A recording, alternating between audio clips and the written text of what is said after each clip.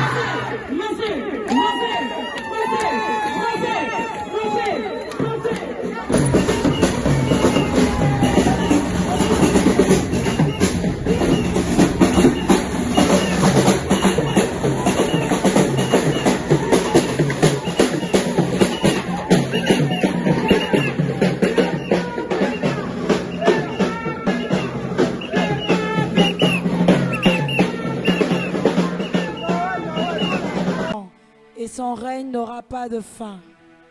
Marie dit à l'ange: Ah bon?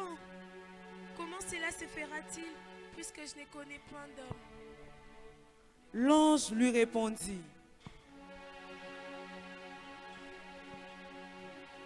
Le Saint-Esprit viendra sur toi et la puissance du Très-Haut te couvrira de son ombre. C'est pourquoi le saint enfant qui naîtra de toi sera appelé Fils de Dieu. Te louer, comment ne pas te louer, comment ne pas te louer.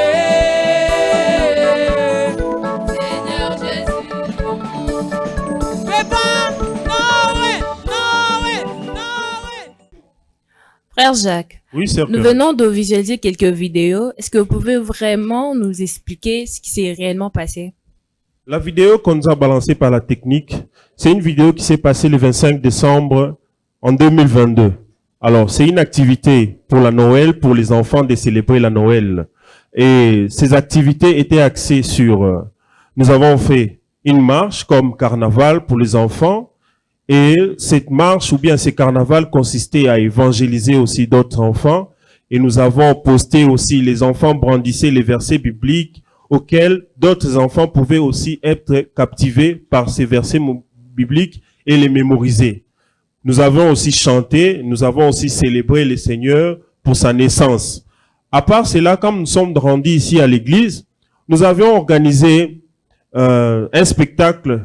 Nous pouvons prendre ça comme un scène pour expliquer comment Jésus est né, comment tout s'est passé et tout s'est déroulé. Cela a permis aux enfants de comprendre et d'appréhender toutes ces choses qui se sont passées. Et cette scène, c'est les enfants eux-mêmes qui étaient les auteurs ou bien les acteurs de cette scène. À part cela, nous avons aussi partagé un repas ensemble avec les enfants, une façon pour nous de communier avec les enfants. Et ces activités aussi, nous avons organisé aussi une journée de louanges pour louer, pour célébrer le Seigneur, pour sa nativité et tout. Merci beaucoup, Frère Jacques, pour votre intervention. Alors, si nous sommes réunis ici, c'est pour parler de la Pâque. Comme je disais tantôt, que je ne suis pas seule, je suis accompagnée des enfants et tout. Alors, nous allons commencer. Déjà, pour commencer, nous allons essayer de voir qu'est-ce qu'est la Pâque. Que représente la Pâque pour tout un chacun de nous. Alors, déjà, je commence avec Gaël qui va nous expliquer qu'est-ce qu'est la Pâque. Déjà, pour moi, la Pâque, c'est la commémoration de la résurrection de Jésus-Christ, qui est notre Messie. Gaël, tu peux passer le micro à Alan. Alan, tu peux nous dire autrement? Pour moi, la Pâque, c'est un symbole de remerciement pour ce que Dieu a fait pour nous sur la croix, en prenant nos péchés et en nous rendant la liberté. Ok. Oristella.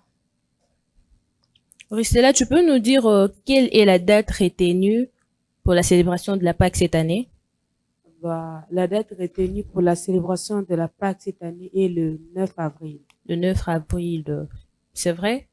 Oui. Ok. Chardel. Tu peux me dire pourquoi est-ce que nous, les chrétiens, nous célébrons en fait la Pâque? Pour remercier le Seigneur, Monsieur le lui Seigneur. adorer, Oui. Tu peux pas ajouter? C'est bon? lui montrer sa gloire, Ok. Alan, tu dis autrement? Oui, nous commémorons la fête de Pâques parce que si Dieu n'était pas mort sur la croix pour nos péchés, notre foi chrétienne serait vaine. Nous revenons à Chardel. Chardel, tu peux nous dire quelle est la date prévue pour la célébration de la Pâque cette année? La date pour la célébration de la Pâque, ça serait le 9 avril. Le 9 avril, chez vous, qu'est-ce que vous avez prévu pour la Pâque en fait? Prière, une Prière. prière de remerciement, Prière de une remerciement. fête, et puis une prière pour élever Dieu, de faire encore, d'ajouter, de faire des choses pour que on l'adore encore plus. Encore. Vous n'avez pas prévu une fête, ou vous n'avez pas mangé ou quoi que ce soit? Seulement prier et tout? Non, il y aurait une fête. Une fête après la fête. Avant que la fête commence, il y a d'abord la prière. Ce n'est pas seulement précipité pour la fête, c'est seulement d'abord la prière. Merci beaucoup, Alan. Je vois que vous allez vraiment fêter. Gaël, tu peux nous dire ce que vous avez prévu pour la fête de Pâques? Déjà, c'est un moment de joie. Déjà, c'est un moment de joie et tout. Et on a prévu genre le partage, pardonner aussi à ceux qui les amis nous ont fait. Parce que Dieu est mort à la croix pour nous, pour nos péchés. C'est déjà un pardon. Et pour avoir aussi sa liberté. Donc, c'est vraiment un moment genre on va fêter, on sera en joie. Parce que nous sommes libérés de nos péchés. Merci. Tu as dit que vous serez Pardon? vous serez dans le bruit? Non. Ok. Restez là. Toi, tu peux nous dire ce que vous avez prévu pour la fête cette année? Déjà, moi, pour la fête, ce sera un dimanche que nous allons célébrer la Pâque. Donc, je viendrai à l'église avec ma famille pour le culte spécial. Nous serons là et après l'église, nous allons rentrer à la maison, nous allons manger, nous allons faire tout ce que nous allons faire. Parce que là, ça sera pendant les vacances, non, je pense. Et après, le lundi, ça sera la rentrée. La rentrée avec mes amis, nous allons parler de comment est-ce que chacune a passé la Pâque. Et après, d'habitude, quand il y a quelque chose qui s'est passé de spécial, on mélange nos idées et puis on conclut. Donc, on fait une petite conclusion. Donc, ça sera un peu comme ça que moi, j'ai fêté ma Pâque. Tu ne vas pas inviter tes collègues ou tes amis à venir célébrer ici à l'église?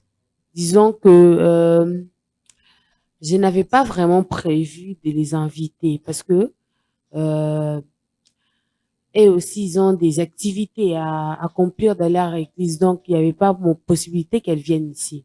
Donc, mais si elles n'avaient rien à faire, je pense qu'elles allaient vraiment venir ici. Merci beaucoup, chers tous, pour votre participation. En fait, vous m'avez vraiment épaté.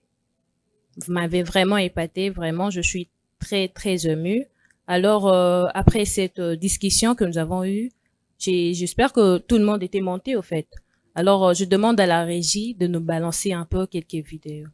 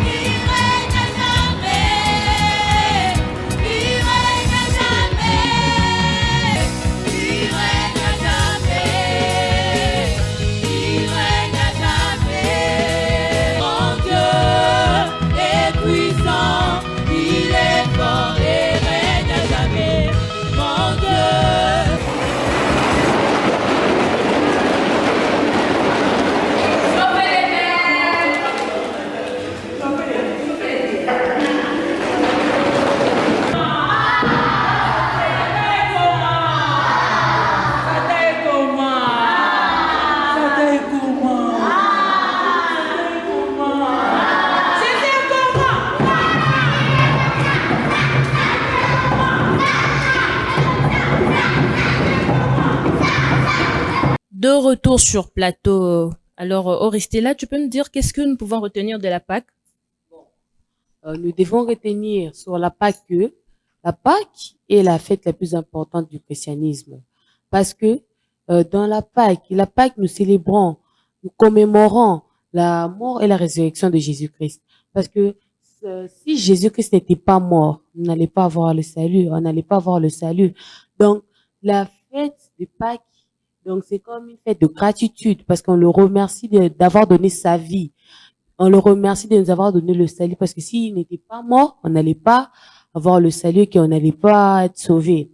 Bon, déjà, nous devons aussi retenir que la Pâque est un moment où nous devons pardonner.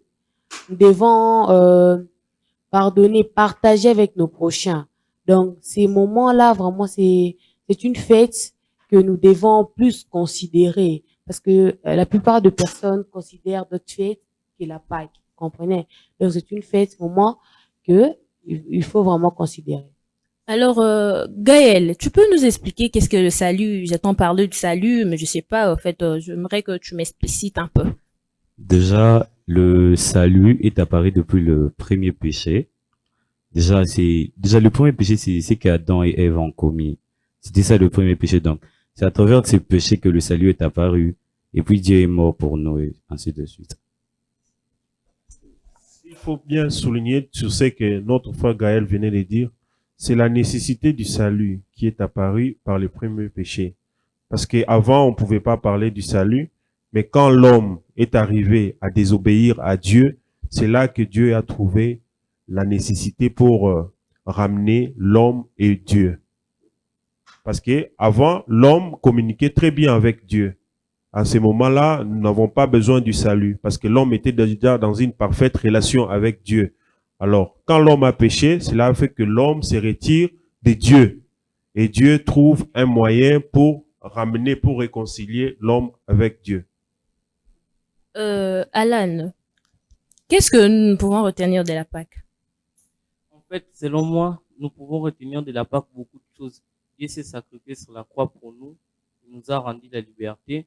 C'était un très grand événement parce qu'avant, nous n'étions pas libres. Sur la croix, il nous a rendu la liberté. Il a rétabli nos relations avec Dieu. Et quand il nous parle de Dieu, nous devons voir dans la Trinité, il y a aussi Jésus. Il y a Jésus, Dieu le Père, Dieu le Fils et Dieu le Saint-Esprit. Là, nous faisons allusion à Jésus-Christ. Merci. Chardin, toi, tu peux dire quoi, en fait? Ce que nous pouvons retenir de la Pâque? La Pâque, c'est un moment que nous partageons les uns les autres, pardonner, aider, conseiller, comme aider l'ami qui n'avait pas quelque chose. Et puis, la Pâque, c'est comme remercier Dieu pour tout ce qu'il a fait. Parce que s'il n'était pas mort, on n'allait même pas avoir la liberté. On allait être rempli des péchés. Donc, c'est pour ça que nous fêtons la Pâque pour le remercier, l'adorer et le louer. C'est pour ça que j'aime fêter la Pâque et je trouve que c'est une merveilleuse fête. Aïe, aïe, aïe, vous êtes vraiment, vraiment très intelligent, frère Jacques. Vraiment beaucoup de félicitations pour vos enfants. Vraiment, déjà, en entendant parler des enfants, nous sentons vraiment que les enfants maîtrisent vraiment bien de choses. Merci beaucoup. Moi aussi, j'étais vraiment très édifié par leurs interventions. Alors, si nous pouvons vous revenir, vous pouvez nous faire un petit synthèse de tout ce que nous avons eu à discuter ici avec les enfants. Alors, j'aimerais un peu donner un petit résumé par rapport à tout ce que nous venons de passer ici en ce moment, nos discussions, nos échanges. Nous allons lire dans Jean 19, 28 à 29. Il est écrit: Après cela, Jésus, qui savait que tout était déjà consommé, dit: Afin que l'écriture fût accomplie, j'ai soif. Il y avait là un vase plein de vinaigre. Les soldats en remplirent une éponge et l'ayant fixée à une branche d'hysope, ils l'approchèrent de sa bouche. Qu'est-ce que nous pouvons retenir de cette célébration Pâques? Jésus, envoyé par Dieu pour sauver le monde du péché. Il était le seul sacrifice. Il n'y a aucun autre sacrifice qui pouvait venir pour nous réconcilier de Dieu envers l'homme. Alors, c'est Jésus qui est le sacrifice parfait, qui a été envoyé par Dieu. Il est venu comme un homme, comme un humain, pour venir souffrir et mourir à la croix de Golgotha. Alors, sur la croix, Jésus a tout accompli. Il est venu comme homme, il est mort pour nous et il nous a accordé par sa mort, par sa résurrection, la vie sauve. Nos péchés ne sont plus liés par nos péchés car Jésus est venu nous délivrer. C'est le message le plus important que nous devions retenir de la Pâque. Merci. Merci beaucoup, frère Jacques. Je suis vraiment édifié. Très chers téléspectateurs, j'espère que de partout vous êtes vraiment édifiés aussi. Comme le frère Jacques venait de nous dire que les enfants de Codim ont eu à organiser de concerts, des émissions. Alors, nous demandons à la régie de nous balancer quelques vidéos.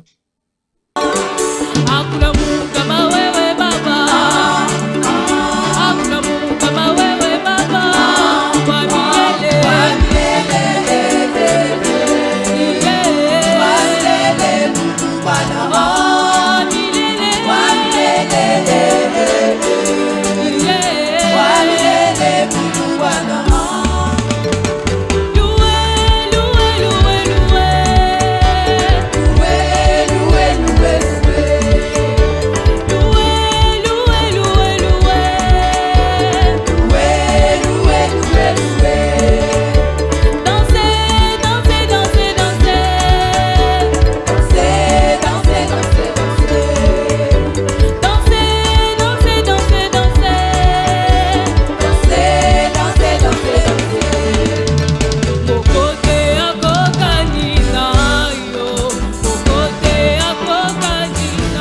constatons que vous avez vraiment beaucoup de talent. Les enfants vraiment jouent très bien, très bien, comme s'ils étaient des experts déjà. Oh, vraiment, c'est à féliciter. Merci. Merci beaucoup. Et s'il faut un peu signaler, nous avons une structure au sein de l'ECODIM pour encadrer les enfants dans la musique. Nous prenons les enfants, nous les orientons. Il y a beaucoup de structures, il y a la batterie, il y a beaucoup d'instruments plutôt. Il y a la batterie, il y a les guitares, il y a aussi la voix que nous apprenons aussi aux enfants à mieux chanter, à bien chanter. Comme moi aussi, je suis fruit de cette structure-là. Donc, j'ai appris à jouer à la batterie à l'ECODIM jusqu'à ce que j'ai évolué et j'ai aussi encadré d'autres enfants. Merci, très chers invités, pour votre apport sur ces sujets. Fidèles téléspectateurs, nous sommes arrivés à la fin. Alors, je vous demande de vous abonner massivement sur la page Église Le Semeur. Abonnez-vous massivement. Sans oublier le remerciement, nous remercions le pasteur principal de l'Église des Semeurs, le pasteur Etienne Bunda, et tout le responsable de l'ECODIM. Nous vous saluons, nous vous aimons beaucoup. Ciao.